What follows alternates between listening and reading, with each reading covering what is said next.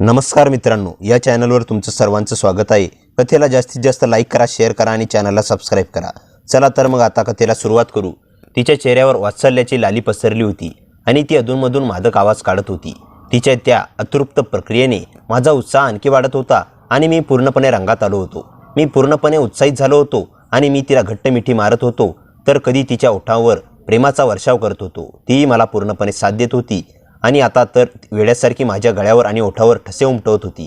तिच्या त्या उष्ण श्वासाने आणि ओठांच्या स्पर्शाने माझं मन बेकाबू झालं होतं। मी आता पुरता वेडा झालो होतो आणि ती पण त्या असीम आनंदाच्या क्षणात पूर्णपणे हरून गेली होती। तिच्या डोळ्यात एक वेगळी चमक दिसत होती। मित्रांनो, ही एक सत्यकथा आहे। माझा एक बालपणीचा मित्र अमोल आणि त्याची बायको पूजा हे दोघेही एका मोठ्या शहरात नोकरी करत होते। दोघेही एकाच कंपनीत कामाला असल्यामुळे त्यांची चांगली सोय झाली होती। मलाही सतत त्या कंपनीत काही ना काही कामासाठी जावे लागत असल्यामुळे माझे त्यांच्या घरी येणे जाणे असायचे। नात्याने जरी तो मित्र असला तरी अमोल आणि माझी मैत्री खूप घट्ट होती। आम्ही सतत एकत्र होतो आणि आमच्यात इतकी आपुलकी होती की लोक आम्हाला सख्खे भाऊ समजत होते। अमोल स्वभावाने अगदी खूप चिडचिडा होता। त्याला लगेच राग यायचा आणि तो कोणावरही भडकायचा, पण गंमत म्हणजे जेव्हा त्याला गरज असे तेव्हा मी नेहमी त्याला मदत करत असे आणि त्यामुळे तो माझ्यावर कधीच राग करत नसे।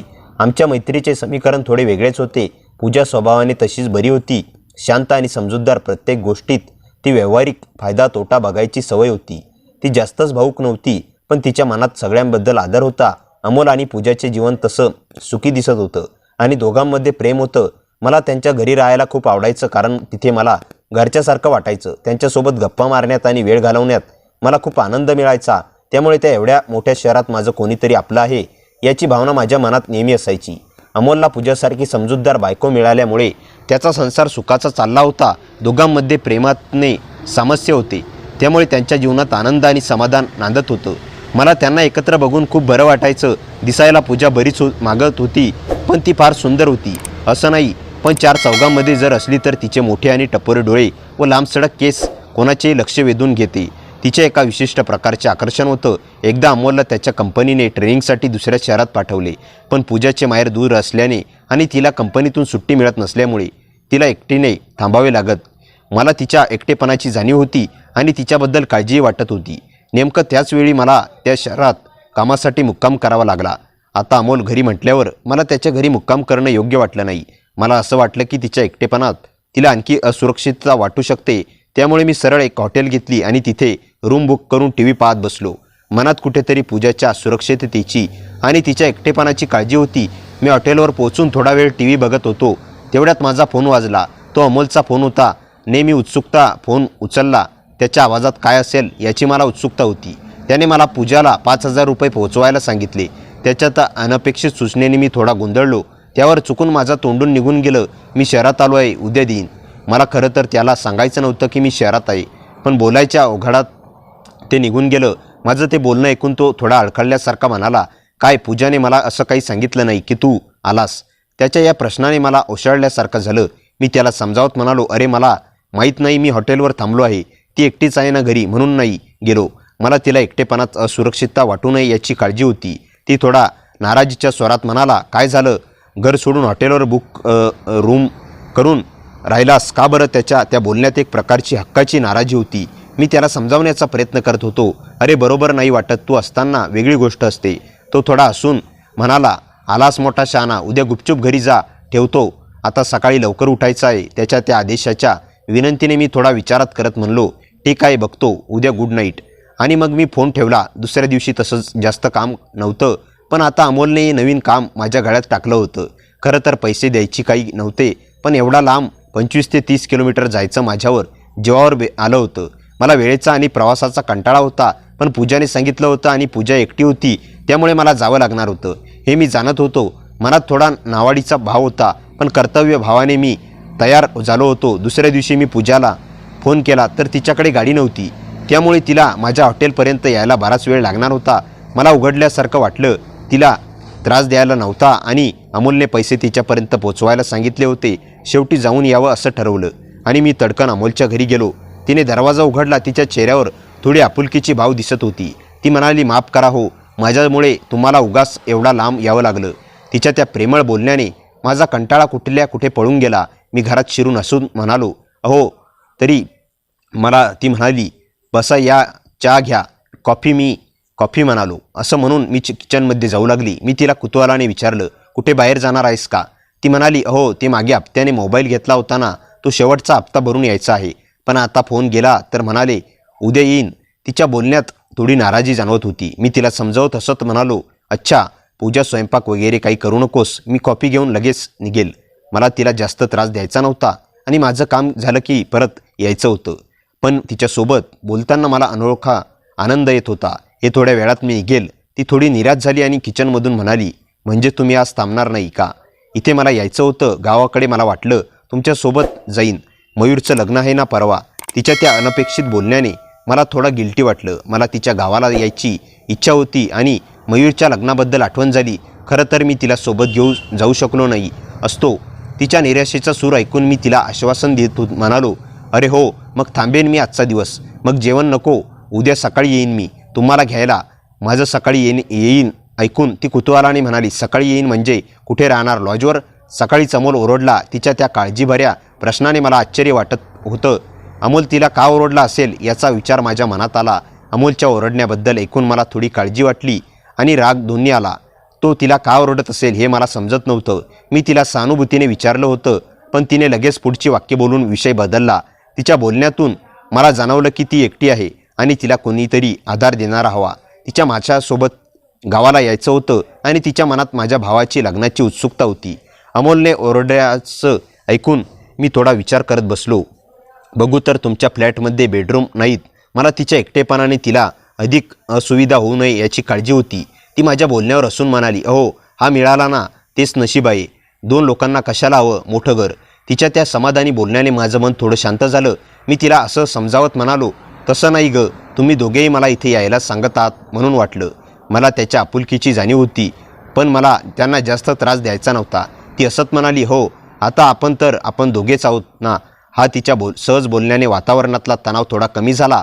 मी तिला म्हणालो, आलो पूजा, एक काम कर, कॉफी तूच पी. आता मी झोप काढतो. एक रात्र झोप नाही झाली माझी व्यवस्थित. असं म्हणून मी बेडवर पडलो.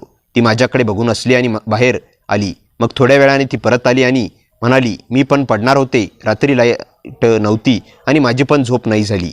असे म्हणून तिने बेड शेजारी गादी अंथरली. मी डोळे हलके उघडे ठेवून ती काय करत आहे हे पाहत होतो. ती वाकून गादीवर बेडशीट टाकत होती आणि तिची ती शांतपणे काम करण्याची पद्धत बघून मला बरं वाटलं. तिने गुलाबी रंगाची सुंदर साडी नेसली होती.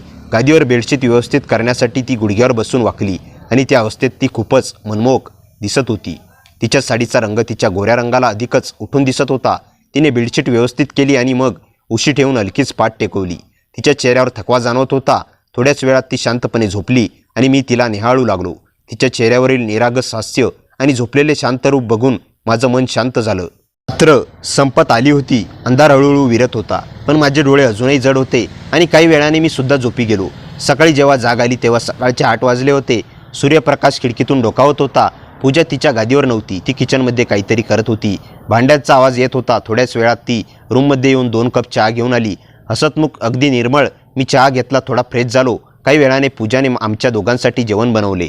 डोसा, नारळाची चटणी आणि गरमागरम सांबार. आम्ही सोबत जेवण केले, गप्पा मारत हसत. पण ते हसण्यामागे काहीतरी गूढ होतं. जणू काही वेगळंच घडणार होतं.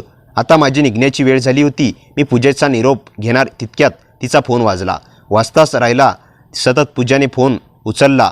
हॅलो. दुसऱ्या बाजूने कोणीतरी घाईघाईत बोलत होतं. पूजाचा चेहरा पांढरा पडला. तिचे हात थरथरले. फोन तिच्या हातून खाली पडायचा लागला आणि ती स्वतःही अमोलचा तिच्या तोंडून फक्त हे शब्द निघाले. फोनवर कोणीतरी कंपनीतला माणूस सांगत होता, अमोलचा अपघात झाला. ट्रकने त्याची गाडी चिरडली होती. तो जाग्यावरच मरण पावला. पूजा चक्कर येऊन पडली होती. तिचे डोळे मिटले गेले होते. हात सैल पडले. तितक्यात मी धावत तिच्याकडे गेलो. तिला आधार दिला. ती काहीच बोलण्याच्या स्थितीत नव्हती. फक्त हुंदके फोडत रडत होती. तिच्या डोळ्यातील पोकळी पाहून माझी छाती फाटू लागली. मी तिला हळूवारपणे खुर्चीवर बसवलं आणि फोन उचलून त्या माणसाशी बोललो. अपघात कुठे झाला त्या व्यक्तीने पत्ता दिला. पुण्याजवळच्या एका भीषण वळणावर. काही वेळात मी पूजाला घेऊन त्या शहराकडे निघालो. गाडीत ती शांतता होती, अतिशांतता जी अंगावर काटा आणणार होती. वाटेत पाऊस सुरू झाला. जणू निसर्गही तिच्यासोबत रडत होता. तिथे पोहोचलो तेव्हा अमोलचा मृतदेह त्या थंडगार पळचीत पडला होता. पूजाने एकदा पाहिला आणि तिचा जीव बाहेर पडला. मी तिला सावरत अंत्यविधीचा सर्व कार्यक्रम आटोपला. डोळ्यात पाणी नव्हतं, कारण आता सगळं ओसरलं होतं. त्यानंतर पूजाची तब्येत आणखीनच खराब झाली. तिला ताप येत होता, ती बेशुद्ध होत होती. तिला सांभाळण्याची जबाबदारी आता माझ्यावर होती, कारण त्या शहरात फक्त मीच एक होतो, त्यांचा जवळचा एकटा. मी पण अपराधी वाटत होतो. अमोल गेला, पण त्याच्या डोळ्यांनी माझ्याकडे काहीतरी मागणी केली होती. पूजेला सोडू नकोस. त्या रात्री मी तिच्या जवळ बसून होतो. अंधारात कुठेतरी रात्री कुत्री भुंकत होती. वीज चमकली आणि एकदम गडगडाट झाला. पूजा जागी झाली. तिने माझा हात घट्ट पकडला. अमोल मला सोडून गेला का? तिच्या डोळ्यात भीती होती, विश्वासघाताची. मी काही बोलू शकलो नाही, कारण त्या रात्री त्या गारव्यात मला सुद्धा वाटत होतं जणू अमोलची सावली आजूबाजूला घुटमळत होती आणि मी फक्त माणूस होतो जो वेळेच्या क्रूर वळणावर उभा होतो. मी ते शब्द बोललो, पण ते शब्द माझ्याच अंगावर येऊन आदळले. तुम्ही माझ्या जिवलग मित्राची बायको आहात. होय, होती अमोलची पूजा. अमोल जो आता या जगात नव्हता. पण मग हे हात का थरथरतात? हे नजर तिच्याकडे का विसावते? हे श्वासोश्वास तिच्या नावाचा जप का करते? पूजा माझ्याकडे पाहत होती. तिच्या डोळ्यात पाणी होतं, पण त्या पाण्यात एक वेगळी चमक होती. कृतज्ञतेने पलीकडची मैत्री पलीकडची. ती म्हणाली, भाऊजी, तुम्ही माझ्या आयुष्यात आला नसते तर मी बुडून गेले असते. मी हसण्याचा प्रयत्न केला. पूजा, तू बलवान आहेस. तुला फक्त हात देणारी हवी होती. तिने डोके हलवले. तो हात फक्त तुमचाच होता आणि राहील. तिच्या त्या शब्दाने माझ्या छातीत काहीतरी हलकेच दाबलं. मी ते दाबणं स्वतःपासून लपवण्याचा प्रयत्न केला, पण संध्याकाळ झाली तशी ती सावली खोलीत पसरली. तिचे शब्द माझ्या मनावर घर करून राहिले. तो हात फक्त तुमचाच होता. रात्रीची वेळ झाली. मी नेहमीप्रमाणे बेडवर झोपलो होतो. पूजा खाली गादी टाकून झोपली होती. आता हे आमचं रोजचं होतं, पण त्या रात्री काहीतरी वेगळं होतं. हवेत ओलसरपणा होता. ढगांमुळे चंद्र लपला होता. खोलीत अंधार अधिक दाट झाला होता.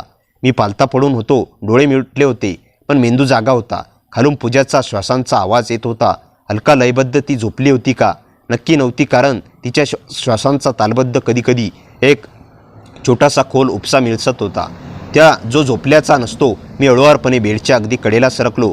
अर्धवट पालथा पडून माझा एक हात मी खाली सोडला, जणू तिच्यापर्यंत पोहोचण्यासाठी. मी फुल खोलीत अंधार होता, पण चंद्राचा मंद प्रकाश पडद्यातून पडत होता.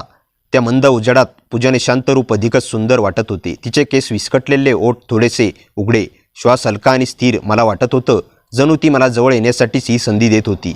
माझं मन एका अनोख्या भरात होतं. भीती आणि ओढीच्या सरहद्दीवर. मी तिला दबक्या गारुडी आवाजात हाक मारली, पूजा, ओ पूजा. तिच्याकडून कोणताच प्रतिसाद नव्हता. ती गाढ झोपेत होती. तिच्या त्या अबोल भोळ्या झोपेला मी व्यत्यय आणू इच्छित नव्हतो, पण माझ्या मनात एक अनोखी ओढ निर्माण झाली होती. तिच्या त्या शांत झोपेत रूप माझ्या डोळ्यात स्थिरावलं होतं.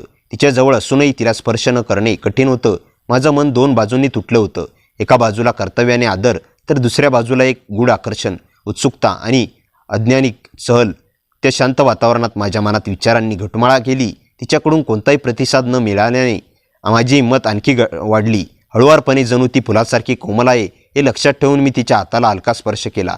तिच्या हात थंडगार आणि मऊ, तरी ती जरा सुद्धा हलली नाही. तिच्या या निष्काळजीपणा शांततेने माझ्या मनात शंका निर्माण केली. ती खरोखर झोपली होती का? माझ्या मनात एक विचित्र विचार आला आणि मी लगेच हात मागे घेतला. अगदी त्या क्षणी योगायोग होता की तिने जाणून बुजून केलं. तिने विरुद्ध बाजूला तोंड केलं. तिच्या अचानक झालेल्या हालचालीने माझं मन गोंधळलं. तिचा श्वास बदलला आणि मग झोपेच्या अर्धवट अवस्थेत ती म्हणाली, ती गादी खराब आहे, पाठ दुखेल तुमची, तुम्ही झोपा खाली, मी वर झोपते. तिचा आवाज इतका मोहक होता की तो चंद्रप्रकाशासारखा तरळ वाटत होता. ती अजूनही अर्धी झोपलेली होती, पण तिच्या शब्दात मला काळजी होती, माझ्या पाठीशी, माझ्या आरामाची. आणि त्या अनपेक्षित बोलण्याने मला एकाच वेळी दोन गोष्टी जाणवल्या की ती जागीच होती आणि मी जे काही केलं तिने अनुभवलं होतं. आणि दोन, तिने मला दूर न सरकता उलट माझ्यासाठी स्वतःहून खाली झोपायचा प्रस्ताव ठेवला. तिच्या सरळ, स्पष्ट, प्रेमळ बोलण्याने माझ्या मनातील चुकीची गुंतागुंती विरली. मी हसलो स्वतःवरच. मी मुकाटाने उठलो, एक उशी घेतली आणि बेडजवळ खाली गादीवर झोपलो. खाली झोपल्यावर एक वेगळंच विश्व मला भेटलं. माझ्या डोळ्यासमोर बेडची धार होती आणि तिथून वरती पूजाचा हात हळूहळू बेडच्या कडेवरून खाली आला, जणू ती मला शोधत होती. तिचे बोट हवेत भरकडत होती. माझ्या मनात धडधड वाढली. ती खाली झोपल्यावरही माझ्या मनात तिच्याबद्दल आदर आणखी वाढला. तिच्या श्वासांचा हलकासा आवाज, अधूनमधून तिच्या ओठातून निघणारी हलकीशी उसासा, तिच्या शांत झोपेचं रूप, हे सगळं माझ्या अगदी जवळ होतं. त्या रात्री आम्ही एकाच खोलीत होतो, एकमेकांच्या हलक्या जवळ होतो, पण तरीही सन्मानाच्या एका अदृश्य रेषेने बांधले गेले होतो. तिची पाठ अजूनही माझ्याकडेच होती. झोपेत ती खूपच शांत होती, मात्र जसा जसा वेळ गेला तशी तशी ती माझ्या दिशेने हलकीशी वळत गेली. तिचा हात बेडच्या कडेला लटकला होता आणि एका क्षणी माझ्या गाडातून, किंवा कदाचित तिलाही नकळत, तिचे बोट माझ्या हाताला हलकीशी टेकली. थरथरत्या स्पर्शांनी चंद्रप्रकाशातल्या पालापाचोळ्यासारख्या तो स्पर्श विजयासारखा माझ्या अंगावरून गेला. पण मी हात हलवला नाही. तिनेही नाही. त्या स्पर्शात, त्या मौनात शब्दापेक्षा मोठं काहीतरी बोललं जात होतं. माझं मन ऐकायला तयार नव्हतं. मी हळूच तिला हात लावला, तिला स्पर्श अलगद केला. पण तेवढ्यात तिने अचानक माझा हात पकडला. तिच्या त्या तात्काळ प्रतिसादाने मी क्षणभर पूर्णपणे स्तब्ध झालो. माझ्या मनात धडपड सुरू झाली. मी घाबरून लगेच विरुद्ध दिशेला तोंड करून डोळे गच्च मिटून घेतले आणि काहीच बोललो नाही. माझ्या मनात भीती आणि वैशालीपणाची भावना दाटून आली. हे मी काय करत होतो असा विचार माझ्या डोळ्यात फिरू लागला. ती तिथून झटक्यात उठली आणि बेडवर झोपली. तिच्या त्या घडल्या प्रकारामुळे ती नक्कीच जागी झाली होती आणि अतिशय घाबरलेली होती. हे मला तिच्या हालचालीवरून स्पष्ट जाणवलं. मी मनातल्या मनात विचार केला, हे काय करून बसलो मी? नुसतं एका क्षणासाठी, स्पर्शासाठी आपण एवढी मोठी किंमत मोजणार आहोत? माझ्या चुकीची जाणीव मला अस्वस्थ करत होती. माझं मन मला आता सांगत होतं, आपण केलं तर नाही, पण आता असंही प्रॉब्लेम होणारच. मग सगळंच उरकून टाकू. एका क्षणासाठी माझ्या डोक्यात चुकीचे विचार आले. मी माझ्या मनाची पूर्ण तयारी केली आणि हळूच तिच्या जवळ गेलो. तिने ते पाहिलं. तिच्या डोळ्यात भीती आणि आळसपणा स्पष्ट दिसत होता. आता काय होणार या विचाराने माझे हृदय धडधडत होतं आणि ती बेडवर झटक्यात उठून बसली. तिच्या डोळ्यात अनपेक्षित भीती आणि अचर स्पष्ट दिसत होते. ती थरथरत्या आवाजात म्हणाली, आकाश, काय करताय तुम्ही? काय आहे तुमच्या मनात? मी मान खाली घातली. डोळ्यात पाणी उभे होते. हात जोडून तिला म्हणालो, मला माफ कर पूजा. मी तुझा गुन्हेगार आहे. माझ्या मनात तुझ्याविषयी वाईट विचार आले. पण मी खरं सांगतो, मला तू खूप आवडतेस. मी तुझ्यावर मनापासून प्रेम करतो. पूजा एकटक माझ्याकडे पाहत होती. तिच्या डोळ्यात प्रेम, क्षमा आणि एक वेगळीच ओलसर चमक होती. तिचे ओठ किंचित थरथरले. मी पुढे म्हणालो, मला तुझ्यासोबत लग्न करायचं आहे. जर तुझी इच्छा असेल तर ठीक, नाही तर मी आजच इथून कायमचा निघून जाईन. हातातील बॅग खांद्यावर टाकली आणि उठून उभा राहिलो. एक पाऊल पुढे टाकले असता अचानक तिने माझा हात पकडला. हलक्या थरथरत्या पण मधुर स्वरात ती म्हणाली, हो, मी तुझ्यासोबत लग्न करायला तयार आहे. मी थबकलो. परत ओळून पाहिलं. तिच्या डोळ्यात अश्रू होते, पण नोटावर हास्य होते. ती म्हणाली, आणि मलाही तू खूप आवडतोस. हीच माझी इच्छा होती की तू आणि मी, आपण दोघांनी एक रात्र घालवावी. तिच्या त्या शब्दानंतर हवेत गुलाबी शांतता पसरली. मी तिचा हात घट्ट पकडला. तिने डोळे मिटले. मी हलक्या हाताने तिच्या गालावरून ओले ओले केस मागे सरकवले. मग तिच्या कपाळावर एक हलकी गरम गोड उमळल्यासारखी ओठांची शिक्कामोर्तब केली. ती हळूच माझ्या कानात कुजबुजली, माझी इच्छा पूर्ण करणार नाहीस का तू? तिच्या त्या मादक भोळ्या पण सरळ विनंतीने माझ्या खांद्यावरील बॅग घसरून खाली पडली. खोलीत फक्त तिच्या श्वासांचा गोड आवाज आणि माझ्या हृदयाची ठोके ऐकू येत होती. मी तिच्या शेजारी हळुवारपणे बसलो. तिला संकोच वाटत होता. तिच्या कपाळावर आढ्या उमटल्या. ती हळूच कचरताना सारखी म्हणाली, आकाश, मला काय होतं हे कळत नाही. असं वाटतंय की मी पहिल्यांदा असे खांद्याच्या एवढ्या जवळ आले आहे. तिचे बोलणे ऐकून मी हलकेच हसलो. तिच्या डोळ्यात पाहत म्हणालो, उगाच नखरे करत होतीस. ती हळूच म्हणाली, आता वेळ नको करू. आता वेळ नव्हता, शब्दांचा वेळ होता, भावनांचा. मी तिला हाताने हळूच माझ्याकडे खेचले. तिने अबोल मला काहीतरी सांगत होते. मी तिला घट्ट मिठी मारली. तिच्या केसांचा सुगंध, तिच्या गालाची गरमी, तिचा थरथरणारा श्वास सगळेच अप्रतिम होते. मी तिच्या कानाशी हलकेच कुजबुजलो, तू खूप मादक दिसतेस पूजा. मला तू खूप आवडतेस. ती खुश झाली. तिनेही मला घट्ट बिलगून म्हणाली, तुम्ही मला पण खूप आवडता, पण भीतीने होती ना म्हणून असे करत होते. आता सांगते, मी पण तुमच्या प्रेमात पडले आहे. तिच्या त्या शब्दांनी माझ्या अंगावर सरसरले. मी तिला हळुवारपणे किस करायला सुरुवात केली. सुरुवातीला तिचे ओठ थरथरत होते. अनोळखी स्पर्शाची उरूर भरलेला संकोच, पण हळूच तिनेही डोळे मिटले. तिचे हात माझ्या मानेवर गेले. तिनेही मला उत्तर दिलं. तिच्या ओठांचा तो स्पर्श अनपेक्षित होता, पण त्यात एक गोड अचानक अडचण, एक नसलेली गरज साफ जाणत होती. थोड्याच वेळात तिने मला पूर्ण साथ द्यायला सुरुवात केली. हवेत तिच्या हलक्या संस्काराचे संगीत पसरले. मी हळूच तिच्यासोबत प्रेम करायला लागलो. माझ्या स्पर्शाने तिच्यात एक दिव्य ऊर्जा संचारली. माझे बोट तिच्या गालावरून, ओठावरून, मग सगळ्यावरून हळुवारपणे सरकले. प्रत्येक स्पर्शात ती थरथर करत होती. मी तिच्या गालावर, कळ्यावर, कपाळावर हलके हलके किस करत गेलो. ती आकाश असे मधुर स्वरात काहीतरी बोलत होती. मी तिला आणखी जवळ ओढत होतो. जणू काही तिला भीती होती की मी थांबलो तर हा क्षण संपेल. माझे दमलेले श्वास त्या शांत खोलीत घुमत होते, पण ते श्वास थकलेले नव्हते, तर प्रेमाने भरलेले होते. आम्ही दोघे त्या क्षणाचा मनसोक्त आनंद घेत होतो. एका नव्या रोमांचक अनुभवाच्या दिशेने आम्ही एकत्र प्रवास करत होतो. मी तिच्या गालावर हरवल्यासारखं किस करत होतो. तिचे डोळे मिटले, ओढ थोडे उघडे होते आणि ती पूर्णपणे माझ्यात हरवली गेली होती. मी तिच्या कानात कुजबुजलो, हा क्षण कधीही संपू देणार नाही पूजा, तू माझी आहेस. तिने डोळे उघडले. तिच्या डोळ्यात प्रेम, विश्वास आणि एक तेज होतं. ती हसली. त्या हास्यात संपूर्ण विश्व सामावले होते. तिच्या चेहऱ्यावर वात्सल्याची लाली पसरवली होती. ती आणि अधूनमधून मादक आवाज काढत होती. तिच्या त्या अस्मृत्य प्रक्रियेने माझा उत्साह आणखी वाढत होता आणि मी पूर्णपणे रंगात आलो होतो. मी पूर्णपणे उत्साहित झालो होतो आणि तिला घट्ट मिठी मारत होतो, तर कधी तिच्या ओठावर प्रेमाचा वर्षाव करत होतो. तीही मला पूर्णपणे साथ देत होती आणि आता तर वेड्यासारखी माझ्या गळ्यावर आणि ओठावर ठसे उमटवत होती. तिच्या त्या उष्म श्वासाने आणि ओठांच्या स्पर्शाने माझं मन बेकाबू झालं होतं. मी आता पुरता वेडा झालो होतो आणि ती पण त्या असीम आनंदाच्या क्षणात पूर्णपणे हरवून गेली होती. आम्ही दोघेही काही क्षण एकमेकांच्या मिठीत तसेच शांत बसून राहिलो. बाहेर रात्रीचा मंद वारा खिडकीतून आत येत होता.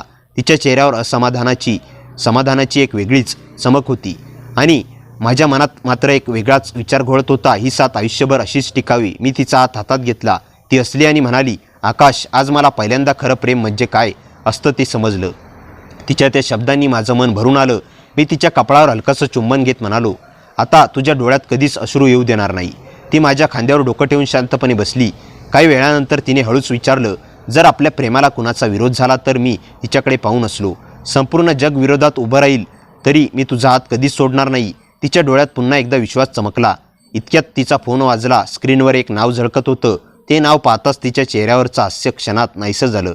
तिचे हात थरथरू लागले. मी काळजीने विचारलं, काय झालं पूजा? ती काही क्षण शांत राहिली आणि मग मंद आवाजात म्हणाली, आकाश, हे माझे बाबा नाहीत. हा तो माणूस आहे ज्याच्याशी माझं लग्न जबरदस्तीने ठरवण्याचा प्रयत्न सुरू आहे. माझ्या पायाखालची जमीन सरकली. म्हणजे? मी आश्चर्याने विचारलं. ती म्हणाली, मी तुला आजपर्यंत हे सांगितलं नव्हतं कारण मला भीती होती की तू मला सोडून जाशील. पण आता मी काहीही झालं तरी तुझ्याशिवाय दुसऱ्या कोणाशी लग्न करणार नाही. तेवढ्यात दारावर जोरात टकटक झाली. आम्ही दोघेही एकमेकांकडे पाहिलं. पुन्हा टकटक झाली. यावेळी आणखी जोरात. मी धाडस करून दार उघडलं. दारात 2 माणसं उभी होती. त्यांच्या मागे गावातील काही ओळखीचे लोक दिसत होते. त्यातील एकाने कठोर नजरेने माझ्याकडे पाहत विचारलं, आकाश, पूजा इथे आहे ना? आम्हाला तिच्याशी बोलायचं आहे.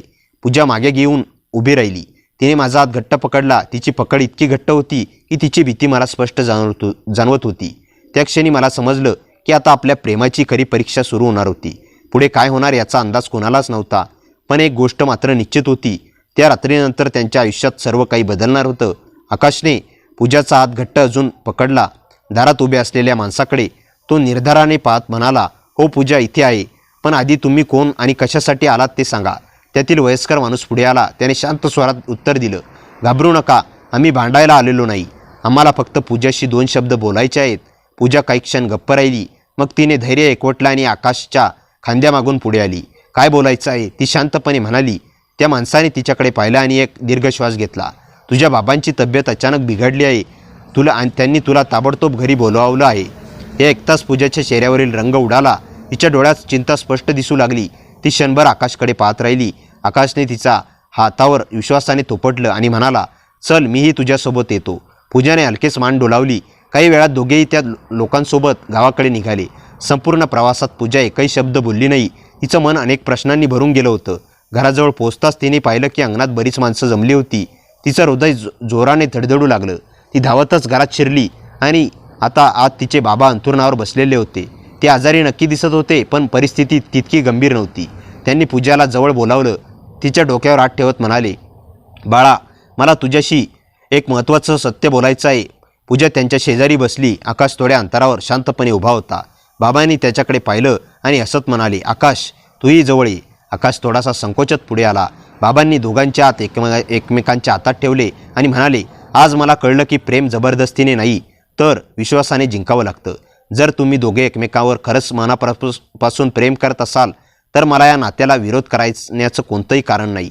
हे शब्द ऐकताच पूजाच्या डोळ्यात आनंदाश्रू आले. तिने बाबांना मिठी मारली. आकाशच्या डोळ्यातही नकळत पाणी आलं. पण त्या क्षणी बाहेरून एका कारचा आवाज आला. अंगणात एक काळी कार गाडी येऊन थांबली. त्यातून सूट घातलेला एक अनोळखी तरुण खाली उतरला. त्याच्या हातात एक जुनी फाईल होती. तो थेट आकाशसमोर येऊन उभा राहिला आणि गंभीर आवाजात म्हणाला, तुम्ही आकाश आहात ना? मला तुमच्याशी एक सत्य बोलायचं आहे. हे सत्य ऐकल्यानंतर कदाचित तुमच्याकडे पूर्वीसारखं कधीच पाहू शकणार नाही. त्या शब्दांनी अंगणात पुन्हा एकदा शांतता पसरली. आकाश, पूजा आणि तिचे बाबा त्या अनोळखी व्यक्तीकडे स्तब्ध नजरेने पाहत राहिले. खरी परीक्षा आता सुरू होणार होती. तो अनोळखी तरुण शांतपणे पुढे आला. त्याने हातातील जुनी फाईल आकाशच्या हातात दिली आणि म्हणाला, ही फाईल उघडा. तुमच्या आयुष्याचं एक गुपित यात दडलं आहे. आकाशने थरथरत्या हातांनी फाईल उघडली. आत काही जुने फोटो, काही कागदपत्र आणि एक पत्र होतं. पहिलाच फोटो पाहताच त्याच्या डोळ्यात आश्चर्य दाटून आलं. त्या फोटोमध्ये त्यांचे दिवंगत वडील आणि पूजाचे बाबा एकत्र उभे होते. दोघांच्या चेहऱ्यावर मोठं हास्य होतं. आकाशने गोंधळून विचारलं, हे कसं शक्य आहे? पूजाचे बाबा हळूच उठले. त्यांनी खोल श्वास घेतला आणि म्हणाले, हे सत्य मी अनेक वर्ष लपवलं. तुझे बाबा आणि मी जिवलग मित्र होतो. आम्ही एकमेकांना वचन दिलं होतं की मोठे झाल्यावर आपल्या मुलाचं लग्न करू. पण एका गैरसमजामुळे आमच्यात दुरावा आला आणि आम्ही कधीच एकमेकांना भेटलो नाही. हे ऐकताच सगळे स्तब्ध झाले. आकाशच्या डोळ्यात नकळत पाणी आलं. पूजाने त्याचा हात घट्ट धरला, पण तेवढ्यात त्या अनोळखी तरुणाने पुन्हा बोलायला सुरुवात केली. अजून एक सत्य बाकी आहे. त्याने फाईलमधून एक नोंदणीकृत कागद बाहेर काढला. तुमच्या दोन्ही कुटुंबाच्या नावावर असलेली मोठी जमीन अनेक वर्षापूर्वी फसवणूक करून दुसऱ्यांच्या नावावर करण्यात आली होती. मी वकील आहे आणि हा संपूर्ण पुरावा माझ्याकडे आहे. अंगणात कुजबूज सुरू झाली. पूजाचे बाबा हादरले. म्हणजे आम्ही इतकी वर्ष खोट्या गोष्टीवर विश्वास ठेवत होतो. वकील शांतपणे म्हणाला, हो, आणि ही फसवणूक करणारा माणूस अजूनही गावातच राहतो. तेवढ्यात गर्दीत उभा असलेला एक व्यक्ती हळूहळू मागे सरकू लागला. आकाशच्या नजरेत ते आलं. तो लगेच ओरडला, थांबा. सगळ्यांच्या नजरा त्या व्यक्तीकडे वळल्या. तो पळण्याचा प्रयत्न करू लागला. गावकऱ्यांनी त्याला पकडलं. त्याच्या चेहऱ्यावर भीती स्पष्ट दिसत होती. काही वेळात त्याने सर्वांसमोर गुन्ह्याची कबुली दिली. अनेक वर्षापूर्वी दोन्ही कुटुंबात भांडण व्हावं म्हणून त्यानेच खोटी कागदपत्र तयार केली होती. हे ऐकताच पूजाचे बाबा आकाशला मिठी मारत म्हणाले, आज मला समजलं की नियतीने तुम्हा दोघांना पुन्हा एकत्र आणण्यासाठी इतकी वर्ष वाट पाहिली. वातावरण पुन्हा आनंदाने भरून गेलं. पण कथा इथे संपली नाही. त्या रात्री आकाश घरी परतल्यावर त्याला त्याच्या मोबाईलवर एक अनोळखी नंबरवरून एक संदेश आला. जर तुला वाटत असेल की हे सगळं संपलं आहे तर तू चुकीचा आहेस. खरा खेळ आता सुरू होणार होता. संदेशाखाली एक जुना फोटो जोडलेला होता. त्या फोटोमध्ये आकाश लहानपणी एका स्त्रीच्या मांडीवर बसलेला होता. पण ती स्त्री त्याची आई नव्हती. आकाशने थरथरत्या हातांनी तो फोटो पुन्हा पाहिला. त्या स्त्रीचा चेहरा त्याला ओळखीचा वाटत होता, पण आठवत नव्हता. त्याने लगेच त्या अनोळखी नंबरवर फोन लावला. काही सेकंद रिंग वाजली आणि फोन बंद झाला. पुन्हा प्रयत्न केला, पण नंबर स्विच ऑफ झाला होता. त्या रात्री आकाशच्या डोळ्यात डोळा लागला नाही. दुसऱ्या दिवशी सकाळी त्याने पूजाला सर्व काही सांगितलं. फोटो पाहताच ती आश्चर्यचकित झाली. आकाश, ही स्त्री मला कुठेतरी पाहिल्यासारखी वाटते, ती म्हणाली. दोघे फोटो घेऊन पूजाच्या बाबांकडे गेले. फोटो पाहताच त्यांच्या हातातून चहाचा कप खाली पडला. त्यांच्या चेहऱ्यावर भीती स्पष्ट दिसत होती. ते काही क्षण गप्प बसले आणि मग हळू आवाजात म्हणाले, ही सरिता आहे. आकाशने आश्चर्याने विचारलं, सरिता कोण? त्यांनी दीर्घ श्वास घेत उत्तर दिलं, तुझ्या वडिलांची बहीण, तुझी आत्या. आकाश स्तब्ध झाला. पण मला तर कधी सांगितलंच नव्हतं की मला आत्या आहे. पूजाचे बाबा म्हणाले, कारण ती 25 वर्षापूर्वी अचानक बेपत्ता झाली होती. सगळ्यांना वाटलं ती आता या जगात नाही. तेवढ्यात घराबाहेर एक जुनी जीप येऊन थांबली. त्यातून पांढरे केस असलेले एक वृद्ध स्त्री खाली उतरली. हिच्या हातात एक लाकडी पेटी होती. ती थेट आकाशसमोर आली आणि म्हणाली, मी सरिताची मैत्रीण आहे. मरायच्या आधी तिने ही पेटी तुला देण्याची जबाबदारी माझ्यावर सोपवली होती. आकाशने पेटी उघडली. आत एक डायरी, एक चांदीचं लॉकेट आणि एक जुनी चावी होती. डायरीच्या पहिल्या पानावर लिहिलं होतं, प्रिय आकाश, जर ही तू डायरी तुझ्या हातात आली असेल तर तू समज तू आताच त्या सत्याच्या दारावर उभा आहेस ज्याने आपल्या संपूर्ण कुटुंबाचं आयुष्य बदलून टाकलं होतं. पण पुढचं पान वाचण्याआधी त्या जुन्या वाड्यातील तिसऱ्या खोलीत जा. तिथे सर्व प्रश्नांची उत्तरं मिळतील. आकाश आणि पूजा एकमेकांकडे पाहू लागले.